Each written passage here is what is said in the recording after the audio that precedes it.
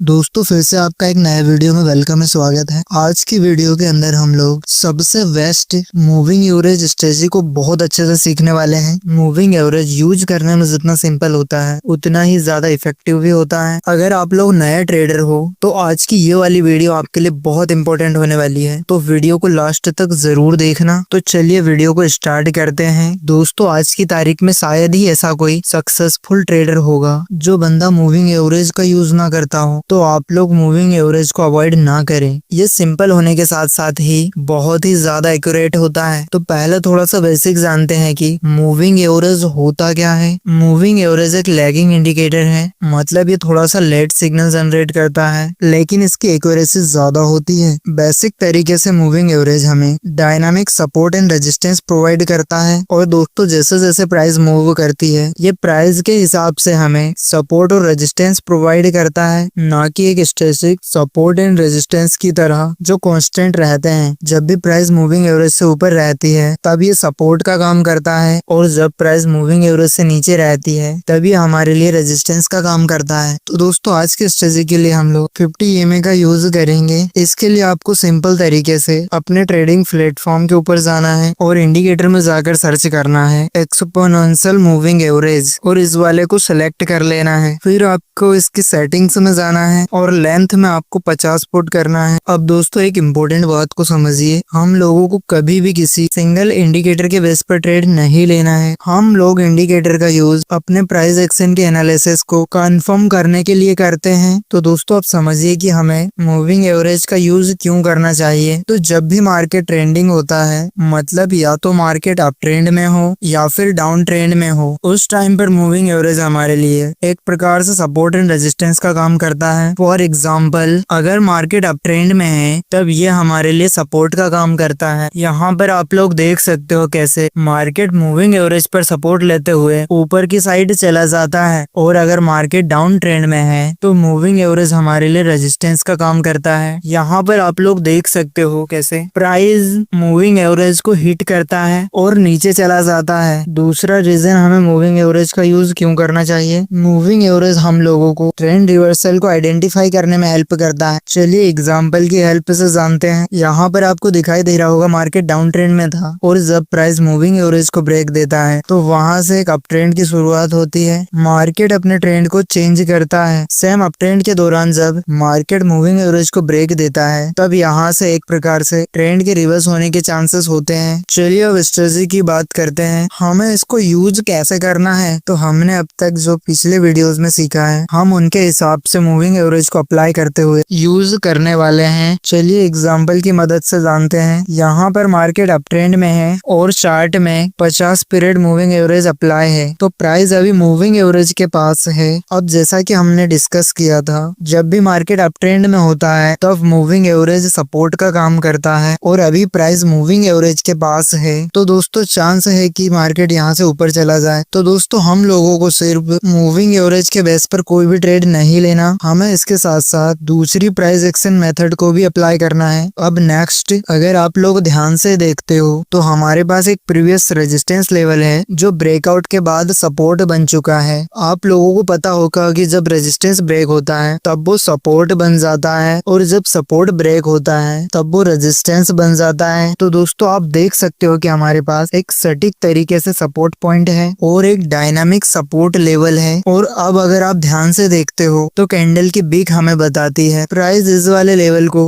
Multiple बार break देने में fail हो चुकी है, और साथ ही साथ हमारे पास यहाँ पर एक इनसाइडर वार कैंडलस्टिक है। और आप लोग एक बात का ध्यान रखिएगा कि प्राइस यहाँ पर सिर्फ इसके साथ रिएक्ट कर रही है, हमें इसके बेस पर कोई भी ट्रेड नहीं लेना है। और अब कंफर्मेशन के लिए हम लोग यहाँ पर एक छोटी सी ट्रेंड लाइन को ड्रॉ करेंगे। अगर प्राइस इस वाली ट्रेंड लाइन को ब्रेक देता है तब हम यहाँ पर बाय में प्लान कर सकते हैं। चलिए एक और चार्ट देखते हैं। यहाँ पर आपको दिखाई दे रहा होगा मार्केट डाउन ट्रेंड में है और प्राइस अभी मूविंग एवरेज के पास है, और जैसा कि हमने डिस्कस किया था अगर मार्केट डाउन ट्रेंड में है तो मूविंग एवरेज रेजिस्टेंस का काम करता है, और चांस है कि मार्केट यहाँ से नीचे चला जाए, लेकिन हम लोगों को इस बेस पर कोई भी ट्रेड नहीं लेना। और दोस्तों आप लोग अगर ध्यान से देखते हो तो प्राइस अपने पहले सपोर्ट लेवल पर है जो ब्रेकआउट के बाद अब रेजिस्टेंस बन चुका है। तो दोस्तों अब हमारे पास एरिया ऑफ हाई कॉन्फिडेंस है, और अब हम लोगों को कैंडल्स को देखना है। और दोस्तों सेम इसी टाइम में हमारे पास एक बेयरिश एंगल्फिंग पैटर्न है, जिसमें सेकंड वाली कैंडल एक रेड कैंडल होती है जो पहली वाली ग्रीन कैंडल को पूरी तरह एंगल्फ कर लेती है, मतलब पूरी तरह कवर कर लेती है। तो दोस्तों अब हमारे पास ट्रेड लेने के लिए एक और कंफर्मेशन आ चुकी है, लेकिन एक्यूरेसी को बढ़ाने के लिए हम लोग एक छोटी सी ट्रेंड लाइन ड्रॉ करेंगे कुछ इस प्रकार। अगर प्राइस इस मिनी ट्रेंड लाइन को ब्रेक दे देती है तब हम यहाँ पर सेल में प्लान कर सकते हैं। चलिए एक और चार्ट देखते हैं। यहाँ पर भी मार्केट डाउन ट्रेंड में है और प्राइस अभी मूविंग एवरेज के पास है और सेम टाइम में हमारे पास यहाँ पर एक सपोर्ट लेवल भी है। अब दोस्तों हमें कैंडल्स को देखना है। यहाँ पर आपको दिखाई दे रहा होगा कैंडल्स इस वाले लेवल को ब्रेक देने में मल्टीपल बार फेल हो चुकी है। और नेक्स्ट हमारे पास यहाँ पर एक बेयरिश एंगल्फिंग पैटर्न है, तो इसके एक बेटर कंफर्मेशन के लिए हम लोग यहाँ पर एक मिनी ट्रेंड लाइन को ड्रॉ कर देंगे। अगर प्राइस इस ट्रेंड लाइन को ब्रेक देती है तब हम यहाँ पर सेल में प्लान कर सकते हैं। चलिए एक डिफरेंट एग्जांपल देखते हैं। यहाँ पर आपको दिखाई दे रहा होगा मार्केट अप ट्रेंड में है और चार्ट में हमने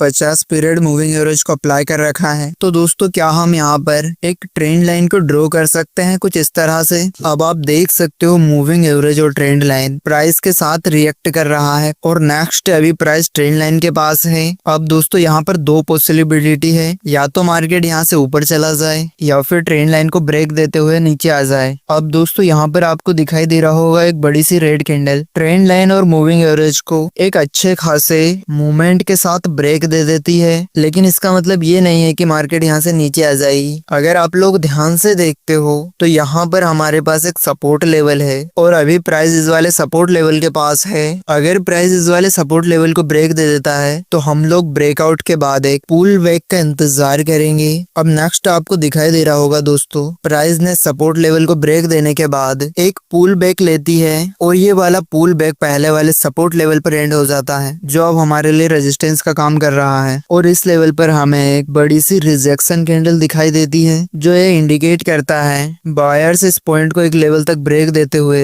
प्राइस को ऊपर ले जाने की कोशिश करते हैं, लेकिन सस्टेंड नहीं कर पाते हैं। फिर यहाँ पर सेलर्स की एंट्री होती है जो प्राइस को वापस से इस वाले लेवल से नीचे लेकर आते हैं, जो हमें सेलिंग में प्रेशर दिखाता है इस वाले लेवल पर। तो दोस्तों नेक्स्ट वाली कैंडल अगर रेड कैंडल है और वो इस वाले रिजेक्शन कैंडल के लो को ब्रेक दे दे तब हम यहाँ पर शॉर्ट कर सकते हैं। तो दोस्तों ये बहुत अच्छे तरीके थे जिनकी मदद से आप मूविंग एवरेज का यूज कर सकते हो। और भी बहुत सारे तरीके हैं, लेकिन इस वीडियो में इतना ही। अगर आपको वीडियो अच्छी लगी है तो इसे लाइक करने के साथ ही चैनल को सब्सक्राइब जरूर करें। तो हम मिलते हैं नेक्स्ट वीडियो के अंदर, तब तक के लिए थैंक्स फॉर वॉचिंग।